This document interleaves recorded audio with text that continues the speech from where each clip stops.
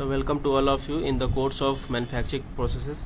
Today we are going to discuss riser design. Riser design already in previous class we already discussed that riser design will be taken by the shrinkage percentage of shrinkage of volume of casting. But जब हमारा casting का shrinkage नहीं दिया रहता है, question में नहीं जिक्र करता है, तब हमें दूसरे तरीके से राइजर को डिजाइन करना होता है। तो इसके 3 तरीके हैं। पहला तरीका है केन्स मेथड, दूसरा तरीका है NRL मेथड, या इसका दूसरा नाम भी बोलते हैं केन्स मॉडिफाइड और सिंप्लीफिकेशन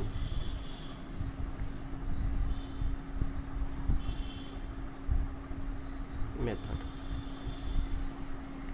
ठीक है। थर्ड जो मेथड है वो है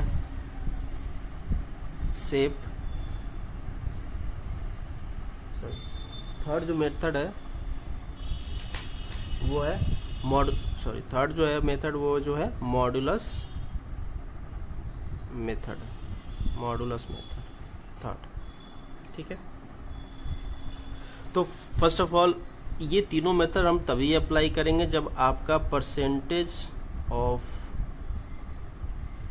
श्रिंकेज वॉल्यूम आपके क्वेश्चन में नहीं दिया रहेगा। तब अगर आपके क्वेश्चन में कहीं भी जिक्र नहीं है कि जिसे हम लास्ट क्वेश्चन में देखिए 3% ऑफ 3% लेते थे हम डिजाइन करते थे, तो 3% लेते थे हम कास्टिंग के वॉल्यूम के श्रिंकेज का। लेकिन अगर क्वेश्चन में नहीं दिया हुआ है तब हम ये तीनों मेथड में से आप डिजाइन करोगे, यूज करोगे। तो पहला डिस्कस करते हैं केन्स मेथड। तो इसमें एक टर्म यूज होता है फ्रीजिंग रेशियो। दैट इज होता क्या है, surface area by volume of casting divided by surface area by volume of riser. ये है FR, फ्रीजिंग रेशियो। कई क्वेश्चन में डायरेक्टली यूज होगा। फ्रीजिंग रेशियो होता क्या है, तो फ्रीजिंग रेशियो जो होता है surface area by volume of riser, casting divided by surface area by volume of riser. ठीक है। ये केन्स में एक फॉर्मूला यूज करते हैं जो कि एम्पिरिकल है, x equal to A divided by y minus B plus C। ये फॉर्मूला जहाँ x क्या है, x जो है वो फ्रीजिंग रेशियो है। ये वाला x जो है वो है फ्रीजिंग रेशियो। y जो है आपका क्या है, y इक्वल टू होता है volume of riser divided by volume of casting.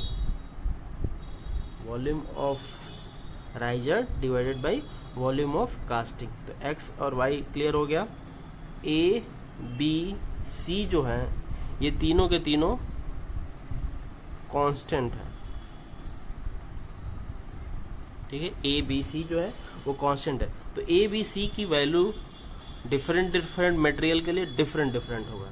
तो डिफरेंट मटेरियल के लिए आपका डिफरेंट आप इसका वैल्यू होगा। जैसे एग्जांपल लेते हैं स्टील के लिए जो होता है A equal to 0.03, A equal to 0.10, B equal to 0.03, C equal to 1.01। तो अलग अलग मटेरियल्स के लिए अलग अलग वैल्यू होता है जो कि कांस्टेंट है। तो x केन्स मेथड में क्या हो गया formula, x equal to A divide by y minus B plus C, जहाँ x क्या है फ्रीजिंग रेशियो, y क्या है volume of riser divide by volume of casting. ठीक है। तो नेक्स्ट देखते हैं इसका कर्व कैसा बनेगा। तो हम लेते हैं x एक्सिस y एक्सिस जो है, तो x एक्सिस पे आपका हो जाएगा फ्रीजिंग रेशियो। ठीक है। y एक्सिस पे आपका क्या होगा, volume of riser divided by volume of casting, that is y। ये जो y है y इक्वल टू और ये जो है x equal to. Freezing ratio. तो इसका कर्व जो होता है वो इस तरीके से कुछ फॉर्म होता है। जो इक्वेशन ये गिवन है उसका कर्व है वो इस तरीके से फॉर्म होगा। तो अगर आपका कोई भी पॉइंट इस कर्व के नीचे लाई करता है, इधर कहीं लाई करता है, तो ये क्या है, तो ये होगा आपका डिफेक्टिव कास्टिंग। और अगर कोई पॉइंट आपका इस जोन में कहीं भी लाई करता है तो ये क्या होगा, साउंड कास्टिंग। मतलब क्वालिटी जो होगा कास्टिंग का वो क्या होगा, बेटर होगा। ठीक है, तो इस तरीके से आपके किसी क्वेश्चन में अगर फ्रीजिंग रेशियो दे रखा है किसी क्वेश्चन में, तो आप क्या करोगे, उससे डायरेक्टली आप VR/VC निकाल लोगे।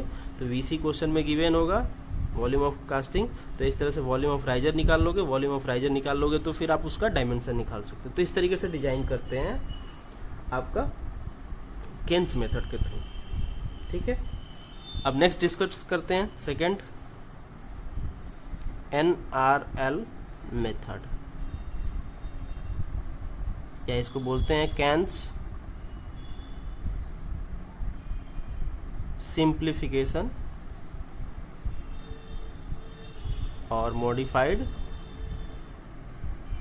इक्वेशन, या मेथड बोल सकते हो, या मेथड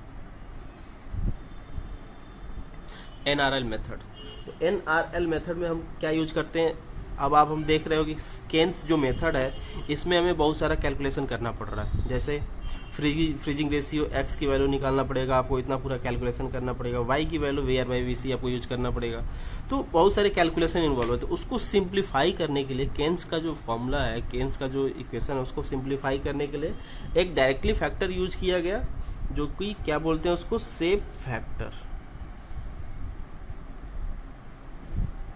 शेप फैक्टर, तो शेप फैक्टर जो होता है वो होता है L + W/T, length plus width divided by maximum thickness of casting. तो यहाँ L क्या है देख लेते हैं, लेंथ ऑफ कास्टिंग,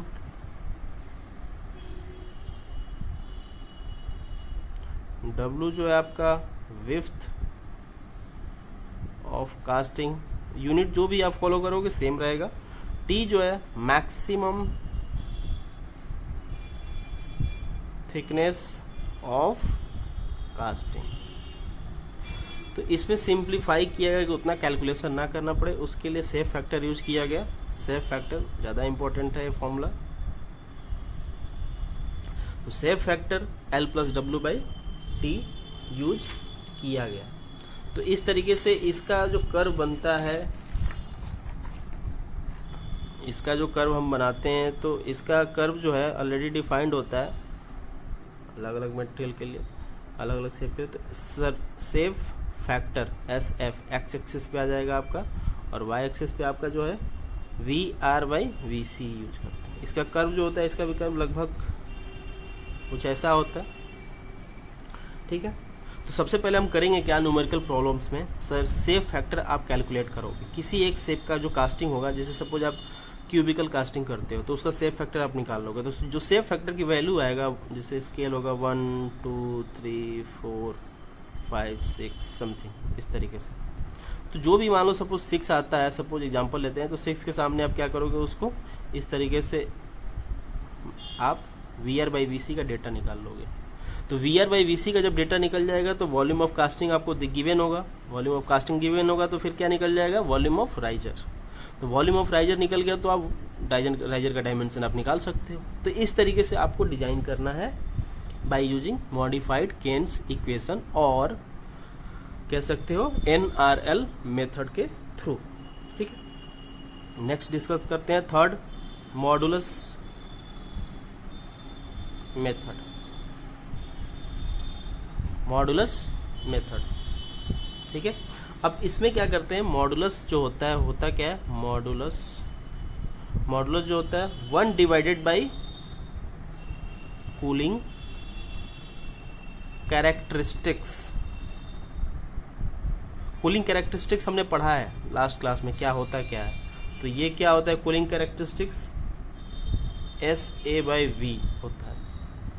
तो इस तरह से क्या आ जाएगा, V by S A modulus equal to V by S A. ठीक है, इस तरीके से। तो ये पाया गया कि मॉडुलस को हम अगर डिनोट करते हैं m से, तो राइजर का जो मॉडुलस होना चाहिए वो 1.2 टाइम्स मॉडुलस ऑफ कास्टिंग होना चाहिए फॉर बेस्ट और साउंड क्वालिटी के लिए। तो m of r is 1.2 times of modulus of casting होना चाहिए आपका। ठीक है, इसका मतलब क्या हो गया, इसका मतलब आप यहां देख लो, V by S A of riser should be 1.2 times V by S A of casting. तो अगर किसी क्वेश्चन में जिक्र करता है कि आपको यूज करना है मॉडुलस मेथड, तो आप क्या करोगे, आप modulus of riser equal to 1.2 times of modulus of casting होना चाहिए। ठीक है, तो तीनों तरीका आपका क्लियर हो गया। फर्स्ट जो है केन्स मेथड, जिसमें x equal to A by Y minus B plus C है, एम्पेरिकल इक्वेशन है, जहाँ x क्या है, फ्रीजिंग रेशियो है, y क्या है आपका, v volume of riser divide by volume of casting है। तो इसका कर्व जो है आपका, इसका कर्व जो है, तो आप फ्रीजिंग रेशियो निकालते हो, फ्रीजिंग रेशियो निकाल के आप क्या करते हो, जो भी वैल्यू आता है उससे आप वी आर बाई वी सी निकालते हो, जो भी पॉइंट आपका है। तो वी आर बाई वी सी निकालते हो, तो वी आर बाई वी सी निकालोगे, तो वहां से वी सी गिवन होता है, तो वी आर निकालोगे, वॉल्यूम ऑफ राइजर। तो वॉल्यूम ऑफ राइजर जब आपने निकाल लिया, तो फिर क्या कर सकते हो, आप कैलकुलेट कर सकते हो राइजर का डायमेंशन। ऐसे ही एनआरएल मेथड में भी सेफ फैक्टर यूज किया गया, क्योंकि सिंप्लीफाई किया गया इस इक्वेशन को। तो सेफ फैक्टर के थ्रू आप इस कर्व से आप वी आर निकाल सकते हो। तो वी आर निकाल लोगे तो आप डायमेंशन आप निकाल सकते हो। और नेक्स्ट जो है मॉडुलस मेथड है। तो एक क्वेश्चन डिस्कस करते हैं कि एक क्वेश्चन अभी डिस्कस करते हैं। तो क्वेश्चन है डिजाइन ए सिलेंड्रिकल राइजर। हमें क्या करना, क्या है, सिलेंड्रिकल राइजर डिजाइन करना है। ठीक है, having h equal to D, h equal to D किसमें होता है, मतलब साइड राइजर की बात कर रहा है। To feed the liquid metal of mould cavity of 25 into 5 centimetre. मतलब ये कैसा है आपका, ये डायमेंशन दे दिया कैविटी का, मोल्ड बॉक्स, मोल्ड कास्टिंग का साइज का दे दिया, कास्टिंग का साइज दे दिया। Use Caine's method and take a equal to 0.1, b equal to 0.3 and c equal to 1। इसका मतलब ये किस चीज के लिए यूज कर रहा है, अभी जो मैंने लास्ट डिस्कस किया, ये स्टील के लिए कर रहा है। ठीक है, मतलब स्टील मटेरियल का कास्टिंग हो रहा है। तो हम क्या यूज करेंगे, केन्स मेथड। तो सॉल्यूशन देखते हैं क्या यूज कैसे करेंगे। तो सबसे पहले आप क्या करोगे, फॉर्मूला क्या है, x equal to A divided by Y minus B plus C. सबसे पहले x इक्वल टू क्या है, फ्रीजिंग रेशियो। ठीक है, होता है x इक्वल टू क्या होता है, फ्रीजिंग रेशियो। तो फ्रीजिंग रेशियो क्या होगा, surface area by volume of casting divided by surface area by volume of riser. ठीक है, तो यहां से निकाल लो, x इक्वल टू क्या हो जाएगा, surface area by volume of casting. देखते हैं पहले, surface area by volume of casting निकाल लेते हैं। तो क्या होगा, 25 into 25 plus 25 into 5 plus 25 into 5, और ये दोनों सब मिला क्या होगा, 2 टाइम्स होगा, इंटू 2 टाइम्स। सरफेस एरिया हो गया, वॉल्यूम क्या होगा, 25 इंटू 25 इंटू 5। ठीक है, तो जब यहां से आप कैलकुलेट करोगे तो आएगा 0.56। ठीक है, सरफेस एरिया बाई वॉल्यूम आ गया 0.56। ठीक है, surface area by volume of riser क्या होगा, ये किसकी बात कर रहा है, साइड राइजर है, साइड सिलेंड्रिकल राइजर है। तो उसका क्या होता है, 6/d। हमने लास्ट में डिस्कस किया हुआ लास्ट क्लास में। तो x इक्वल टू क्या हो जाएगा, 0.56 डिवाइडेड बाई 6/d होगा। चलो y निकाल लेते हैं, y इक्वल टू क्या होगा, volume of riser divided by volume of casting होगा। देखते हैं आगे। तो y इक्वल टू हो जाएगा volume of riser divided by volume of casting. तो वॉल्यूम ऑफ राइजर क्या होगा, पाई by 4 D square into H. तो एच इक्वल टू क्या है क्वेश्चन में, डी है, ठीक है।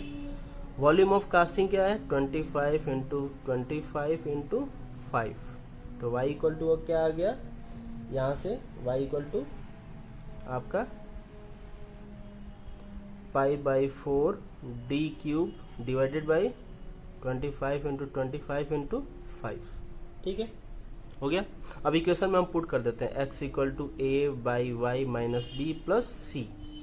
तो x की वैल्यू हम पुट कर देते हैं 0.56 divided by 6 by D equal to a की वैल्यू दे रखा है 0.10 दे रखा है, डिवाइडेड बाई y की value pi by 4 D cube divided by 25 into 25 into 5 minus 0. D की वैल्यू 0.03 प्लस सी की वैल्यू 1, ठीक है। यहां से ये हो गया, ठीक है। तो यहां से जब आप सॉल्व करोगे इसको तो डी की वैल्यू जो आएगा आपका वो आएगा 12.84 सेंटीमीटर, ठीक है। तो इस तरीके से आपको केन्स मेथड यूज करना है। आप इसको सॉल्व कर लेना कि कैसे आपको बैलेंस करके सॉल्व करना है। अगर हम इसको सपोज सॉल्व करते हैं मॉडुलस मेथड से, सब कुछ मॉडुलस मेथड से,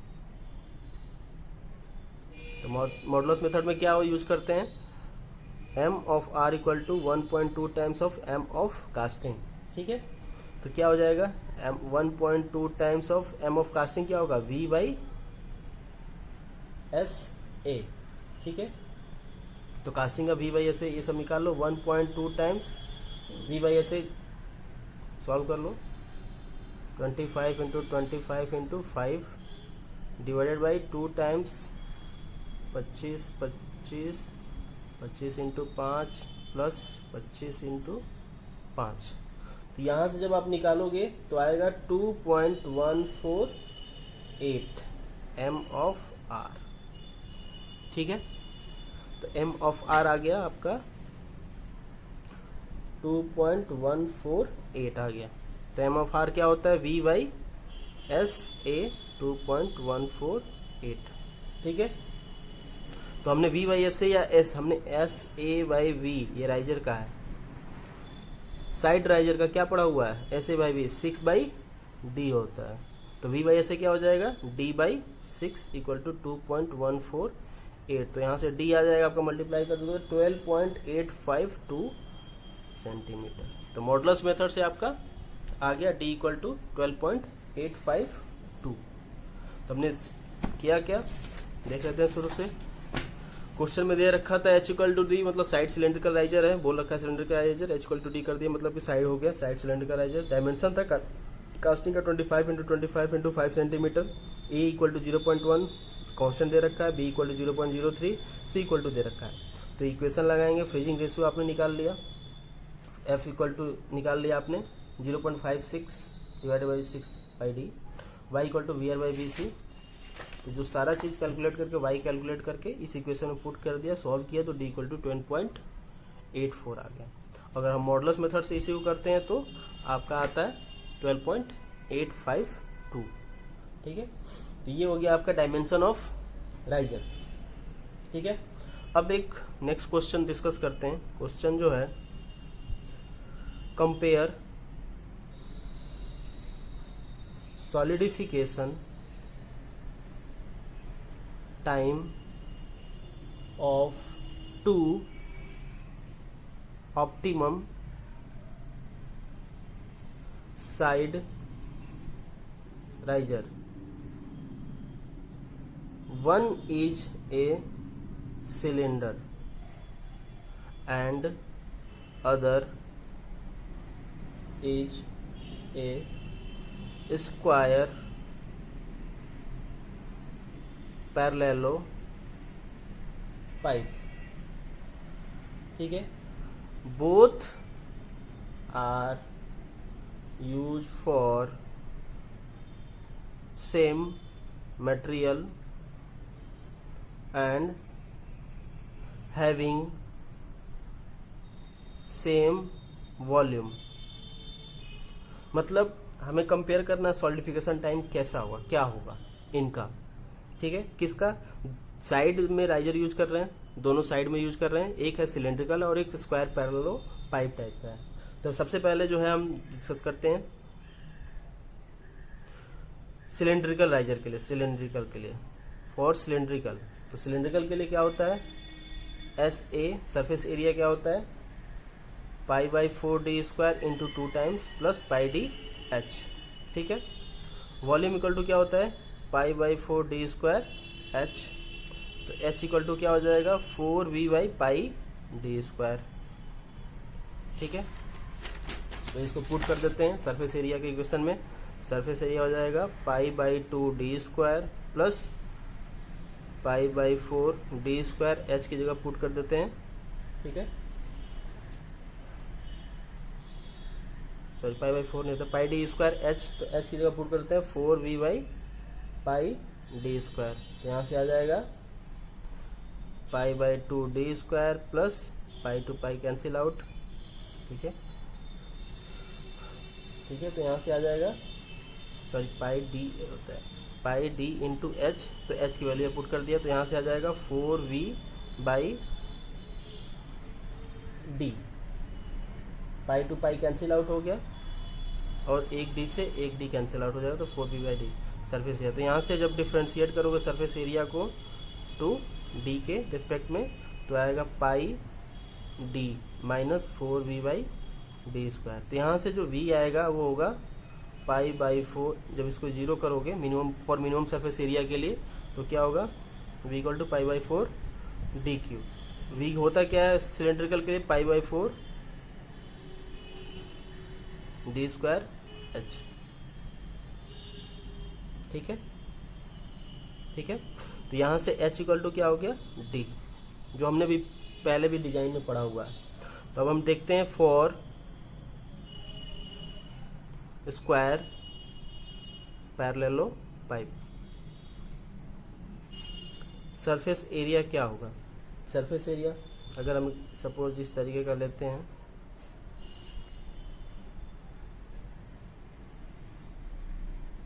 इसका जो इक्वल साइज है, स्क्वायर साइज है वो जो a है और लेंथ जो है l, ठीक है।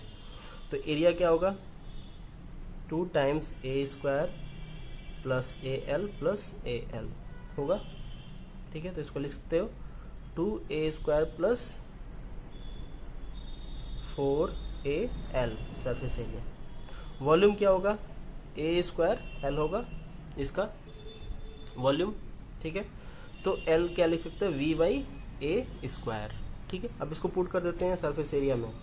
तो सरफेस एरिया क्या था, सरफेस एरिया अभी हमने सॉल्व किया 2a square plus 4al, l equal to क्या था v by A square, put कर देते हैं surface area equal to 2a square plus 4a v by A square, एक ए से ए कैंसिल आउट, 2a स्क्वायर, ठीक है, plus 4v by A S a surface area. इसको डिफ्रेंशिएट कर देते हैं, सॉरी ए के रेस्पेक्ट में, तो क्या होगा 4a minus 4v by A square, इसको जीरो ले लो, तो यहाँ से v इक्वल टू क्या आ जाएगा a क्यूब आ जाएगा। तो v क्या हमने लिए क्या है, v equal to A square L, तो मतलब a इक्वल टू क्या हो गया l, ठीक है। a इक्वल टू क्या हो गया आपका l हो गया। अब हमें क्या कंपेयर करना है, क्वेश्चन में कंपेयर करना है सॉलिडिफिकेशन टाइम को लेकर। तो सॉलिडिफिकेशन टाइम ts जो होता है उसका हम रेशियो देख लेते हैं। तो ts of cylinder to the square parallel pipe देख लेते हैं। तो t इक्वल टू हमने पढ़ा था, t इक्वल टू क्या होता है k times b by S का होल स्क्वायर। तो k सेम मटेरियल के लिए यूज कर रहे हैं, तो k की वैल्यू दोनों ऊपर नीचे कैंसिल आउट हो जाएगा। तो बस हम डिस्कस क्या कर रहे हैं, v by S A of cylinder का whole square divide by v by S A of square का होल स्क्वायर, ठीक है। तो क्वेश्चन में बोला हुआ है वॉल्यूम दोनों का सेम है, वॉल्यूम जो है वो क्या है सेम है। तो क्या हो जाएगा, जब वॉल्यूम सेम है तो फिर तो आपका वॉल्यूम जो है वो आपका सेम है,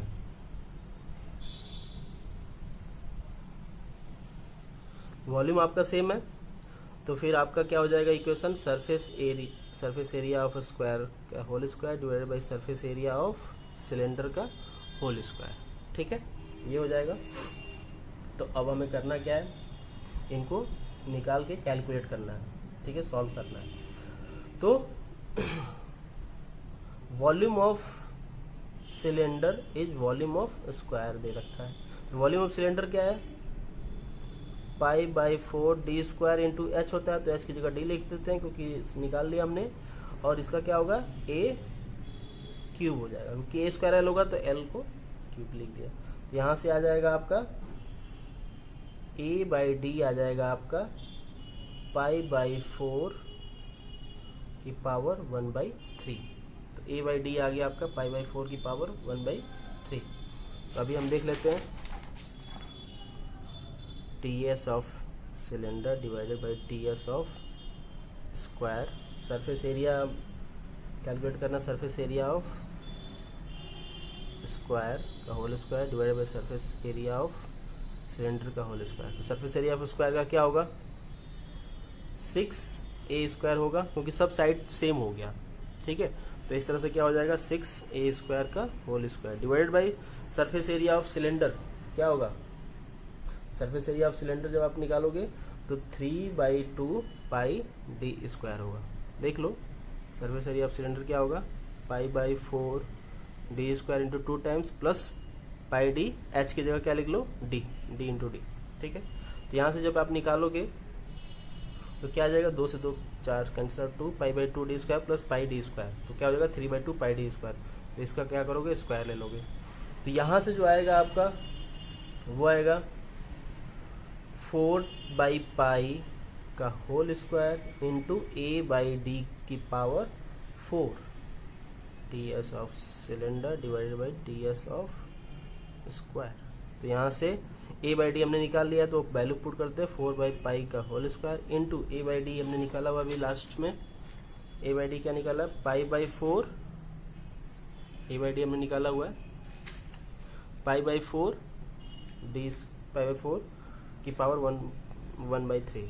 तो π/4 की पावर 1/3, ठीक है, की पावर 4। ठीक है, तो इसको जो सॉल्व करोगे आप, तो इसको सॉल्व करोगे तो आपका जो वैल्यू आएगा 1.174 आएगा, ts of cylinder divided by ts of square.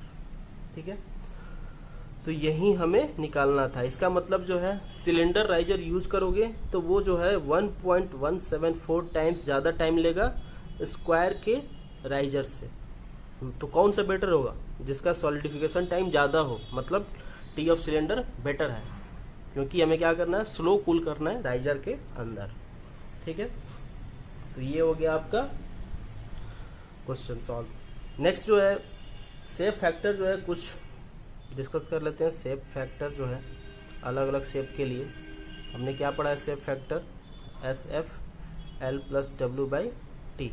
ठीक है, तो फॉर रेक्टेंगल क्या होगा, ये हो जाएगा रेक्टेंगल के लिए L + W/T। फॉर स्फेयर के लिए क्या होगा, SF फॉर स्फेयर। तो स्फेयर के लिए लेंथ भी D होगा, विड्थ भी D होगा और हाइट भी D होगा, तो क्या हो जाएगा 2।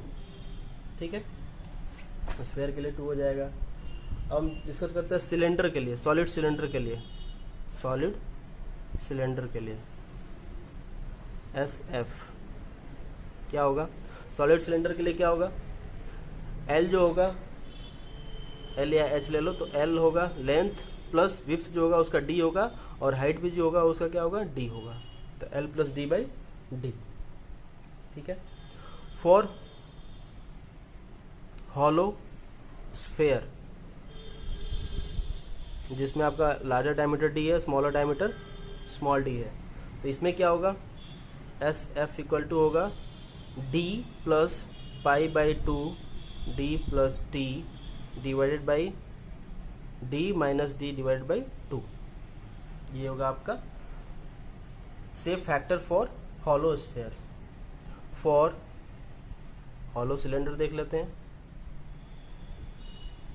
For hollow cylinder safe factor क्या होगा, डी सॉरी सेल्फ फैक्टर जो होगा एल, डी नहीं L plus pi by two D plus T divided by D minus T divided by 2।